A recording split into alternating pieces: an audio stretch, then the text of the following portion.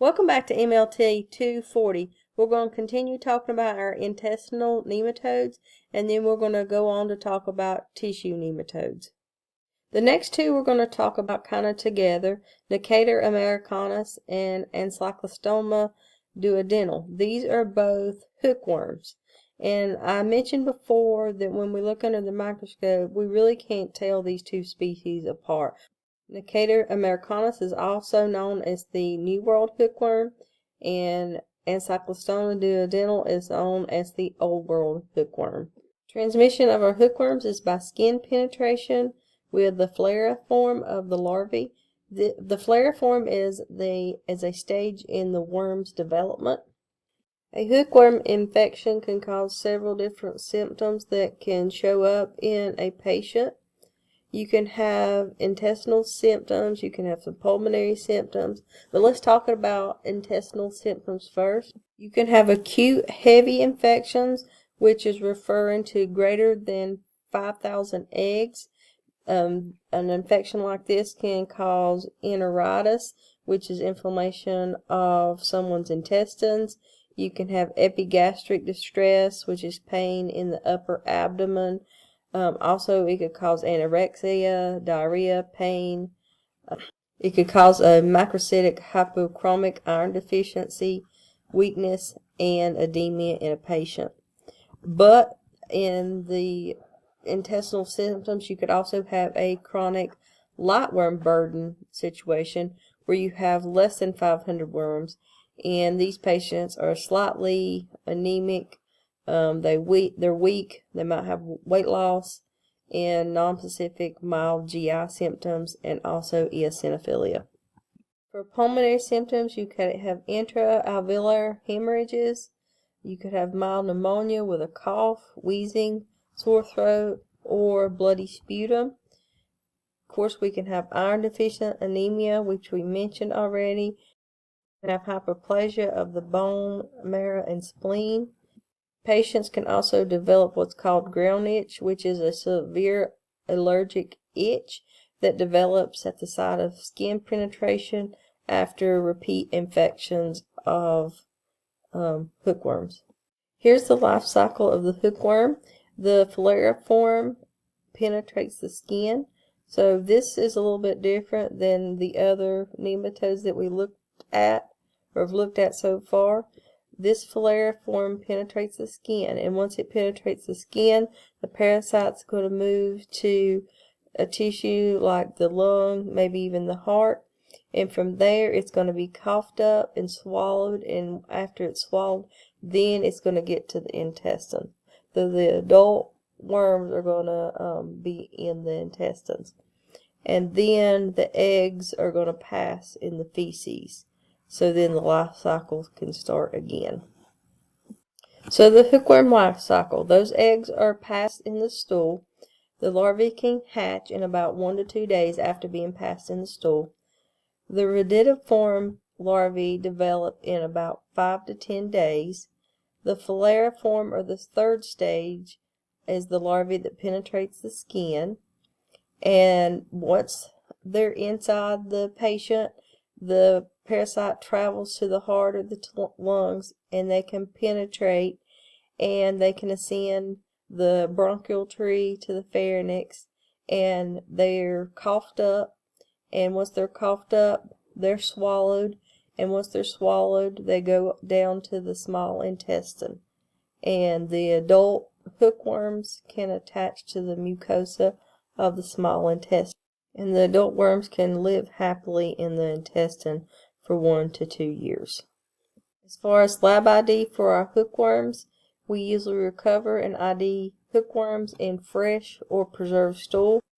Just like I said before, the species cannot be differentiated by the appearance of the egg. We actually have to look at the worm itself to be able to differentiate between species. When you're looking at hookworms, you can look at the larvae.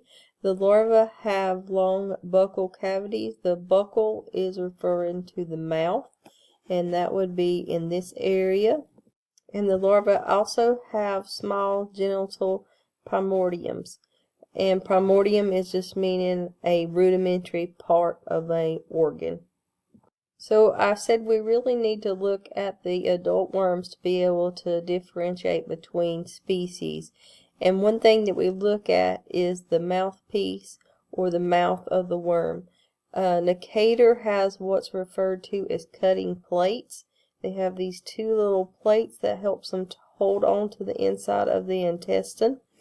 And Encyclostoma has these actual little teeth that help it grip onto the mucosa or the intestinal lining. Here's just a little bit better 3D comparison of the two species of hookworms that we're talking about. Here's the teeth for Encyclostoma, and here is the cutting plates for Necator. Hookworm distribution is worldwide, but they like moist, warm climates, and they're more prevalent in areas of poor sanitation. Necator americanus is found in the Americas, Asia, and Africa. Encyclostoma can be found in Europe, South America, Asia, Africa, and the Caribbean. Almost 1/4 of the population is assumed to be infected with hookworms. So can you imagine 1/4 of the population having hookworms? Adult hookworms are very voracious bloodsuckers. They can suck up to 100 milliliters of blood per day. Our next species of intestinal nematode is Strongyloides stercoralis. This is known as our threadworm. The transmission is filariform larvae penetrating the skin, so very similar to the hookworm. So what are some symptoms associated with strongyloides? Some major clinical features include abdomen pain, diarrhea, urticaria, eosinophilia, and some patients can even be asymptomatic. Pulmonary symptoms usually come from migration of the larvae. Patients can end up with bronchial verminous pneumonia. Intestinal symptoms, again, can be anywhere from abdominal pain, diarrhea, constipation, vomiting, weight loss, anemia.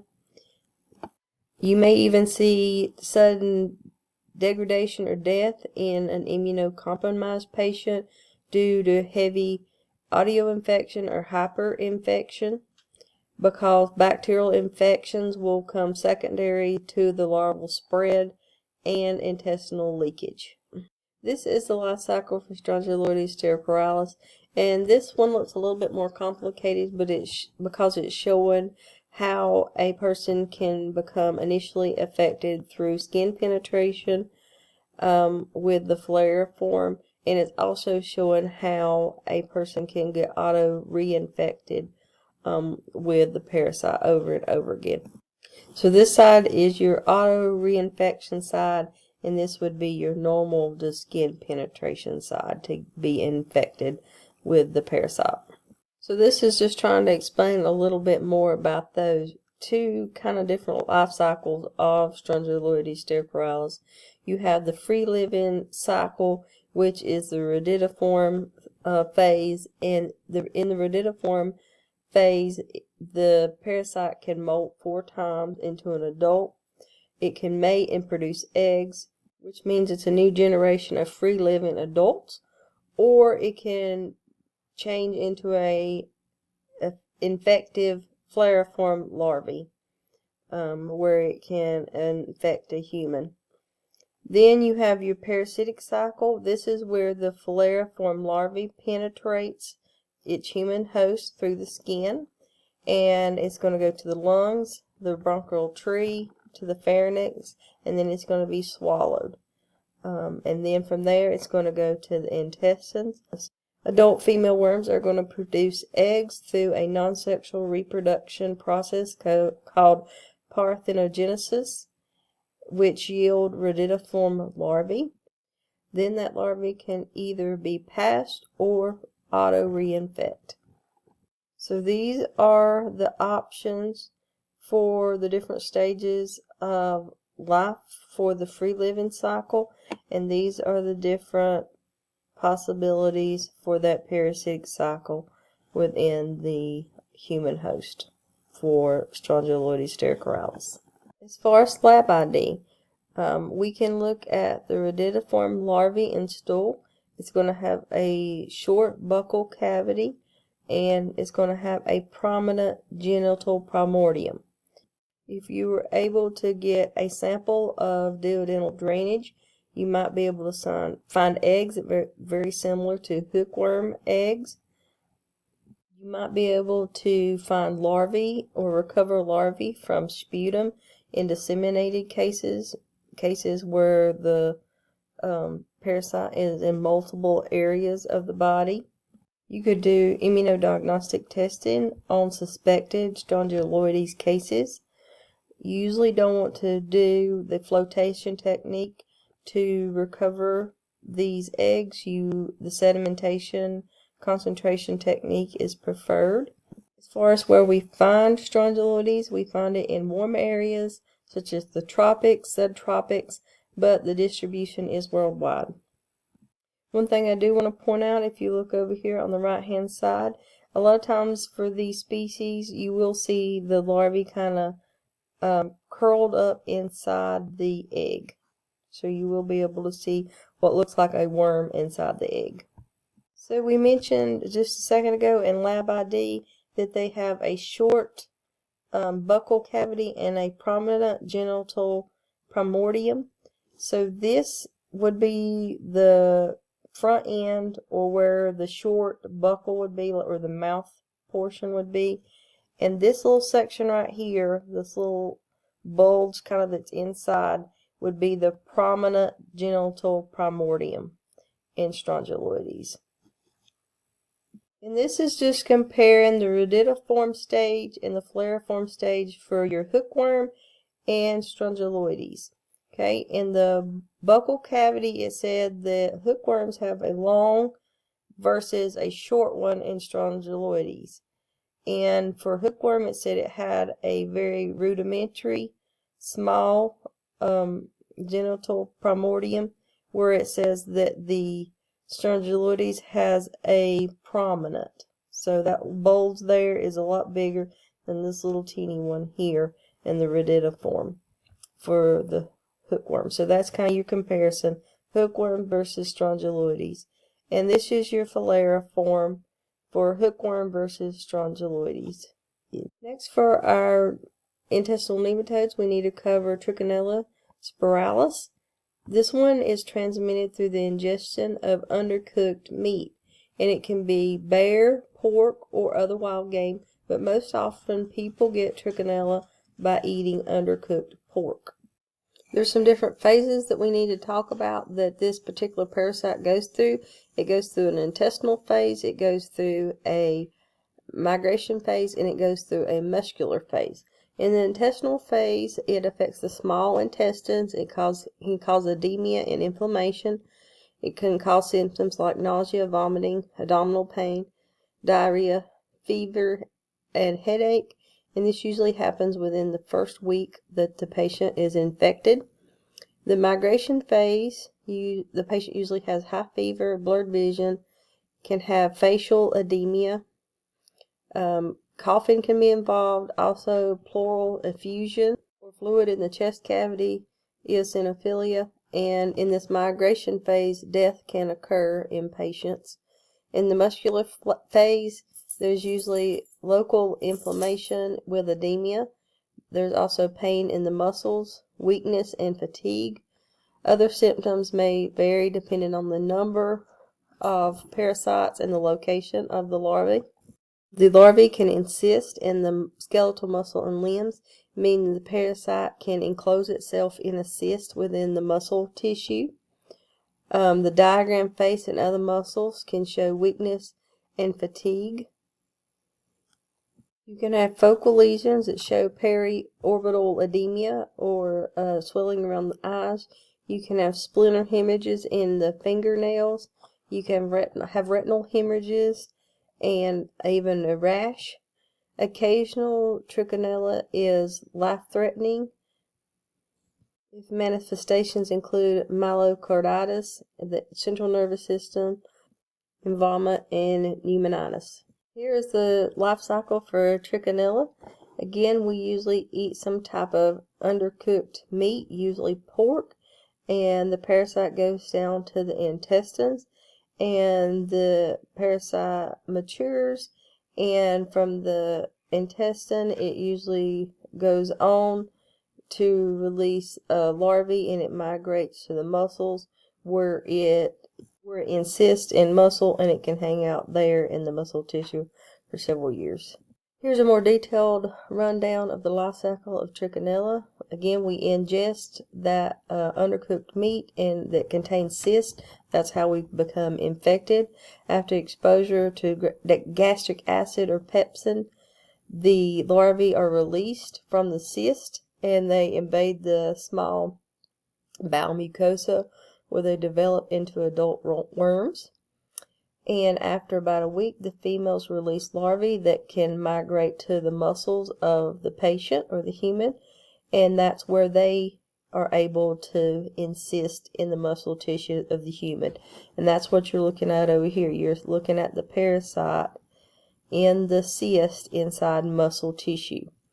The encystema is completed in 4 to 5 weeks, but that encysted larvae can remain visible in the human host or muscle tissue for several years. So for Trichinella lab ID and distribution, we usually ID or diagnose patient through antibody detection or through a muscle biopsy. And again, you're looking here in this image at Trichinella in a muscle biopsy. And Trichinella is found worldwide, most common in Mexico and Central America. Our next intestinal nematode is Dracunculus meninensis. Its common name is the guinea worm. Transmission is through drinking unfiltered or contaminated water containing copepods infected with larvae of Dracunculus meninensis. And you can see an example of a copepod. This is a water flea that could be carrying the larvae of Dracunculus meninensis. The clinical manifestations are localized but can be incapacitating. Patients end up with a painful ulcer from the larval eruption. They also end up with inflammation, also secondary bacterial infections, and allergic reactions during migration of the parasite. Treatment is removal of the adult worm from the skin, and a lot of times it's done by wrapping the worm around a stick and withdrawing it over several days or months, and we're going to see what that looks like in an image on the next slide. Or you can do surgical removal. So here's a couple of images of Dracunculus meninensis, or the guinea worm. Here's that painful ulcer that I was referring to on the previous slide, and here is the guinea worm sticking out. And here is where they are taking a little twig or a little stick and wrapping the worm around it and kind of twisting it and trying to pull that worm out slowly over several days to get it out of the skin. Here's the life cycle of Dracunculus meninensis. Again, we're going to be drinking or consuming some kind of contaminated water that contains those copepods that are infected with the larva. And if you'll notice that the males are fairly small, but these females are really long. The females are the ones that are going to be erupting from usually the feet area, but they could erupt from other areas of the body. But they're really long, and they're the ones that are going to be twisted up around the twigs or sticks and being pulled out slowly over time. But those females are fertilized and they're ready to go. They're ready to release larvae. So when they stick out from those erupted ulcers, if a person goes and walks around in water, they can release that larvae into water, and that's how the copepods become infected. So then that life cycle can start again. When those infected copepods are consumed, then that whole life cycle can start again. So let's talk a little bit about a few more details as far as the life cycle of Dracunculus meninensis. After the copepods enter the body, they die and release the larvae, and they're able to penetrate the host stomach and intestinal walls. They can enter the abdominal cavity and the retroperitoneal space. After copulation, the male worms die off, and the females migrate to the subcutaneous tissues towards the skin surface. The female worms induce a blister on the skin, generally on the distal lower extremities, which ruptures. The lesions can then come in contact with water. The female worm emerges and releases the larvae. And of course, then the larvae is ingested by the copepod, and then ingestion of the copepod closes the cycle. And again, take note how long and thin the female is. That's why they don't want to pull it all out too quickly and all at once, because it can easily break off. They want to get that whole worm out. So that's why they crank it out over several days. Now we're going to switch gears a little bit and talk about tissue nematodes. We've been talking about intestinal nematodes, but tissue nematodes, some general characteristics is adults live in various human tissues and produce macrophilae. Macrophilae migrate to the lymphatic system and the blood or skin. Arthropod vectors are required as an intermediate host, and these parasites develop a infected filariform larvae. The filariform are released by insects proboscis, which is an elongating, sucking mouth part. They're usually tubular or flexible, and this is usually done during the human blood meal. Larvae for these species migrate to the appropriate tissue and may take up to a year to mature. Some microfilaria exhibit periodicity, meaning they're more prevalent in peripheral blood during different times of the day. Our tissue nematodes are found in the tropics, Far East, Africa, and Central America. Here's a list of our tissue nematodes. The first is Wuertteria bancrofti. There's Beruggia malleyi. There's Loa loa, and there's Onchocerca volvulus. Wuertteria bancrofti causes lymphatic problems. It lives in the lymphatics, and the microfilaria can be found in the peripheral blood. The vector are a few different species of mosquito, and one of the species includes Anopheles, which also carries malaria. It has nocturnal periodicity. It causes elephantitis in patients, which is due to the obstruction of the lymphatic. Wuertteria is found mainly in the tropics. We need to differentiate between our different species of tissue nematodes, and we use whether a sheath is present and whether the nuclei go to the tip or of the tail or not. So if you look over here in this image, you'll see this particular species has a sheath present.